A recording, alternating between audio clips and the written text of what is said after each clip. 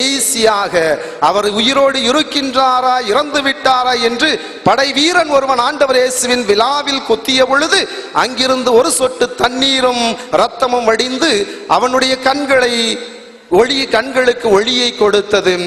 இவ்வாறு அருமை மக்களே, ஆண்டவர் இயேசு அந்த இறப்பின் பொழுதும் கூட வாழ்வின் கடைசி நிமிடங்களிலும் கூட பிறருக்கு நன்மை செய்யக்கூடியவராகத்தான் இருந்தார். அப்படிப்பட்ட இயேசுவின் சீடர்களாகிய நாம் இன்றைக்கு நம்முடைய வாழ்க்கையில் எந்த விதமான வேற்றுமையும் பாராட்டாமல், யாரையும் எந்த அடிப்படையிலும் நாம் ஒடுக்காமல், எல்லோருக்கும் உரிய உரிமைகளை கொடுத்து சமத்துவத்தோடு நடத்தி நாமும் இயேசுவின் சீடர்கள் என்பதை இந்த உலகத்திற்கு எடுத்து காட்ட வேண்டும் என்பதற்காகத்தான் நம்மை எல்லாம் ஆண்டவர் கிறிஸ்தவர்களாக சீடர்களாக அழைத்திருக்கின்றார். சில நேரங்களில் மக்கள் சொல்லுவாங்க, என்னத்த நன்மை செய்ய, நல்லதுக்கே காலம் இல்லை என்று சொல்லுவார்கள். நான் நன்மை செய்கின்றேன், ஆனால் பிறர் எனக்கு தீமைதான் செய்கின்றார்கள். நான் நன்மை செய்ய வேண்டும் என்று நினைக்கின்றேன், ஆனால் என்னை பிறர் புரிந்து கொள்வதில்லை, நல்லதுக்கே காலம் இல்லை என்று சொல்லுவார்கள். அன்பு மக்களே, நல்லது செய்யுங்கள், நிச்சயமாக காலம் உண்டு. நல்லது செய்யுங்கள், நிச்சயமாக உங்கள் வாழ்க்கையில் நீங்கள் உயர்வடைவீர்கள். ஆதியாகமத்தின் 4ஆம் அதிகாரத்தில் நாம் பார்க்கின்றோம், காயின் ஆபேல் என்கின்ற 2 சகோதரர்கள். அதில் காயின் தன்னுடைய தம்பியாகிய ஆபேலின் காணிக்கையை ஆண்டவர் ஏற்றுக்கொண்டிருக்கின்றார் என்பதற்காக அவன் முகம் வாடி இருக்கின்றது. கடவுள் அவனை பார்த்து கேட்பார், காயின், உன்னுடைய முகம் வாடி இருப்பது ஏன்? நீ நல்லது செய்தால் உயர்வடைவாய், நீ தீமை செய்தாய் என்றால் அந்த தீமையானது உன்னுடைய வீட்டின் வாசலில் படுத்து கிடக்கும், அதை நீ அடக்கி ஆழக்கடவாய் என்று சொல்லப்பட்டிருக்கின்றது. எனவே அன்பு மக்களே, நீங்கள் வாழ்க்கையில் நன்மை செய்தீர்கள் என்றால் நிச்சயமாக ஆண்டவர் உங்களை உயர்த்துவார், நிச்சயமாக ஆண்டவர் உங்களை ஆசீர்வதிப்பார், நிச்சயமாக ஆண்டவர் உங்களை பலுகி பெருகச் செய்வார்.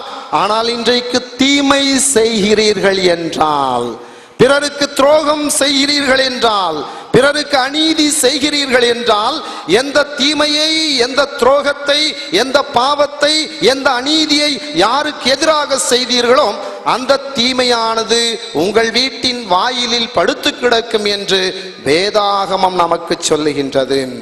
நல்லதுக்கு காலமில்லை என்று நினைக்காதீர்கள்.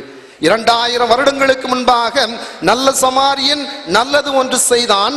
அடிபட்டு கிடந்த ஒரு யூதனுக்கு அவன் உதவி செய்தான். இன்று 2000 ஆண்டுகள் ஆகிவிட்டாலும் கூட அவனை நல்ல சமாரியன் என்று அழைக்கின்றோம், நினைத்து பார்க்கின்றோம்.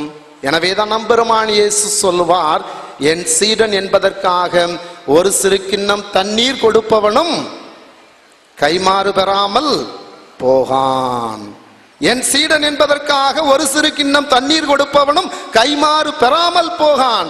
இன்றைக்கு ஆண்டவர் இயேசுவின் சீடர் என்பதற்காக, ஆண்டவரின் சாயலாக படைக்கப்பட்ட மனிதர் என்பதற்காக பிறருக்கு நீங்கள் செய்யக்கூடிய சிறிய உபகாரம் கூட அருமை மக்களை நிச்சயமாக உங்களுக்கு ஆண்டவரிடமிருந்து கைமாறை பெற்றுத்தரும். அப்படிப்பட்ட ஒரு வாழ்க்கை வாழ்ந்தீர்கள் என்றால்தான் அந்தோனியாரின் பக்தர்கள் என்று அழைக்கப்பட தகுதி உண்டு. இந்த ஆண்டவன் இயேசு கிறிஸ்துவின் சீடர்கள் என்று அழைக்கப்படவும் நமக்கு தகுதி உண்டு. புத்த மதத்தில் லின்சி என்கின்ற ஒரு குரு, இந்த லின்சி என்பவருக்கு ஏறக்குறைய 10,000 சீடர்களுக்கு மேல் இருந்தார்கள். ஒரு நாள் ஒரு பேட்டியாளர், பத்திரிகை நிருபர் ஒருவர் அந்த லின்சியிடம் வந்து, உங்களுக்கு எத்தனை சீடர்கள் இருக்கிறார்கள் என்று கேட்கின்றார். உடனே இந்த லின்சி சொல்லுகின்றார், எனக்கு 4 அல்லது 5 சீடர்கள் இருக்கிறார்கள் என்று. உடனே அந்த பத்திரிகையாளர் அவரை பார்த்து கேட்பார், உங்களுக்கு உலகமெங்கும் 10,000 சீடர்களுக்கு மேல் இருப்பதாக சொல்லுகின்றார்களே, ஆனால் நீங்களோ எனக்கு 4 அல்லது 5 சீடர்கள் தான் இருக்கிறார்கள் என்று சொல்லுகிறீர்களே, எப்படி என்று கேட்ட பொழுது அந்த லின்சி என்கின்ற குரு சொல்லுவார், என்னுடைய மதத்தில் இருக்கக்கூடியவர்கள் எல்லோரும் என்னுடைய சீடர்களாக இருக்க முடியாது. யாரெல்லாம் என்னுடைய மதத்தின் கொள்கைகளை அப்படியே கடைபிடித்து வாழுகின்றார்களோ, மதத்தினுடைய மதிப்பீடுகளின்படி யாரெல்லாம் வாழுகின்றார்களோ அவர்கள் மட்டும்தான் என்னுடைய சீடர்களாக இருக்க முடியும். அப்படி என்றால் 10,000 பேரும் என்னுடைய சீடர்கள் அல்ல, 4 அல்லது 5 பேர்தான் என் மதத்தின் கொள்கைகளின் மதிப்பீடுகளின்படி வாழ்கின்றார்கள். எனவேதான் சொன்னேன் 4 அல்லது 5 சீடர்கள் என்று. அருமை மக்களே, இன்றைக்கு அந்தோணி என்றும் ஆரோக்கியம் என்றும் அந்தோணி அம்மாள் என்றும் ஆரோக்கிய அம்மாள் என்றும் பெயர்களை பெற்றுவிட்டால் மட்டும் இந்த ஆண்டவன் இயேசு கிறிஸ்துவின் சீடர்களாக நாம் மாறிவிட முடியாது. மாறாக யாரெல்லாம் இந்த ஆண்டவர் இயேசு கிறிஸ்துவினுடைய மதிப்பீடுகளின்படி வாழுகின்றார்களோ, இவருடைய போதனைகளின்படி வாழுகின்றார்களோ, இவர் போதித்த அந்த நற்செய்தியின் விழுமியங்களின்படி வாழுகின்றார்களோ, அவர்கள் மட்டும்தான் அருமை மக்களே இந்த இயேசுவினுடைய உண்மை சீடர்களாக இருக்க முடியும். அவரை தேடி வந்திருக்கக்கூடிய நீங்கள் உண்மையிலேயே இயேசுவின் சீடர்களாக அவருடைய கொள்கைகளின்படி மதிப்பீடுகளின்படி நற்செய்தி விழுமியங்களின்படி வாழ்ந்து கொண்டு இருக்கிறீர்களா என்று சிந்தித்து பாருங்கள். அன்பு மக்களே, சூரியன் ஒளியை கொடுக்கின்றது. இரவிலே அந்த சூரியனிடமிருந்து சந்திரனானவன் ஒளியை பெற்று இரவிலே அது பிரகாசித்துக் கொண்டிருக்கின்றது. அதே போல சூரியனாக நமது ஆண்டவர் இயேசு கிறிஸ்து இந்த உலகத்திற்கு வந்தார், வாழ்ந்து கொண்டிருக்கின்றார் என்றால் அவருடைய நிறைவிலிருந்து நாம் அருளை பெற்று அந்த ஒளியாகிய இயேசு கிறிஸ்துவிடமிருந்து ஒளியை பெற்று சந்திரனை போல இருளில் கிடக்கக்கூடிய இந்த உலகத்திற்கு ஒளியாக இருக்க வேண்டும். எனவேதான் மத்தேயு நற்செய்தி 5ஆம் அதிகாரம் 16ஆம் வசனத்தில் ஆண்டவர் இயேசு சொல்லுவார், உங்கள் ஒளி மனிதர் முன் ஒளிர்க, உங்கள் நல்ல செயல்களை கண்டு விண்ணகத்தில் இருக்கக்கூடிய உங்கள் தந்தையை மற்றவர்கள் போற்றி புகழுமாறு உங்கள் ஒளி மனிதர் முன் ஒளிர்க என்று சொல்லப்பட்டு இருக்கின்றது. எனவே ஆண்டவர் இயேசு கிறிஸ்து இந்த உலகத்திற்கு ஒளியாக வந்தார் என்றால் அவருடைய சீடர்களாகி நாமும் அருமை மக்களை இன்றைக்கு இந்த உலகத்திற்கு ஒளியாக இருக்க அழைக்கப்பட்டு இருக்கின்றோம். எப்படி ஒளியாக இருக்க முடியும்? கிறிஸ்தவர்கள் என்றாலே அவர்கள் ஒற்றுமைக்கு பெயர் போனவர்கள். கிறிஸ்தவர்கள் என்றாலே சமத்துவத்தோடு வாழுகின்றவர்கள். கிறிஸ்தவர்கள் என்றாலே ஒருவர் ஒருவருக்கு நன்மைகள் செய்யக்கூடியவர்கள். கிறிஸ்தவர்கள் என்றாலே மன்னிக்க கூடியவர்கள். கிறிஸ்தவர்கள் என்றாலே ஏற்றுக்கொள்ளக்கூடியவர்கள் என்று எப்பொழுது இந்த உலகம் நம்மை பார்த்து சொல்ல முடியுமோ அப்பொழுதுதான் நாம் இயேசு கிறிஸ்துவினுடைய உண்மை சீடர்களாக இருக்கின்றோம். இயேசுவை போல இந்த உலகத்திற்கு ஒளியாகவும் இருந்து கொண்டிருக்கின்றோம். வட மாநிலத்தில் நிகழ்ந்த நிகழ்ச்சி ஒன்றை சொல்லுவார்கள். வட மாநிலம் ஒன்றில் அருட்சகோதரிகள் ஒரு கான்வென்ட், ஒரு இல்லம் அமைத்து தொழுநோயாளர்களுக்கு அவர்கள் சேவை செய்து கொண்டிருந்தார்கள். அங்கு நம்முடைய தமிழ்நாட்டில் இருப்பது போல மத சுதந்திரம் என்பது வடநாட்டில் அதிகமாக இல்லை. எனவே தொழுநோயாளர் இல்லத்தை நடத்தி கொண்டிருந்த அந்த அருட்சகோதரிகளை அங்குள்ள அதிகாரிகள் சொன்னார்கள், நீங்கள் உங்களுடைய வேதத்தை போதிப்பதற்காகவும் பைபிளை மக்களுக்கு சொல்லுவதற்காகவும் தான் இங்கு இருக்கிறீர்கள். இந்த தொழுநோயாளர்களுக்கு சேவை என்கின்ற போர்வையில் உங்களுடைய மதத்தை நீங்கள் பரப்பி கொண்டிருக்கிறீர்கள். எனவே இந்த இடத்தை விட்டு உங்களுடைய மாநிலத்திற்கு நீங்கள் சென்று விடுங்கள் என்று சொல்லி அதிலிருந்த தமிழக கேரள சகோதரிகளை எல்லாம் அவர்கள் விரட்டி விட்டார்கள். அந்த தொழுநோயாளர் இல்லமானது அதன் பிறகு அரசு அதிகாரிகளை எடுத்து அதை பராமரிக்க ஆரம்பித்தார்கள்.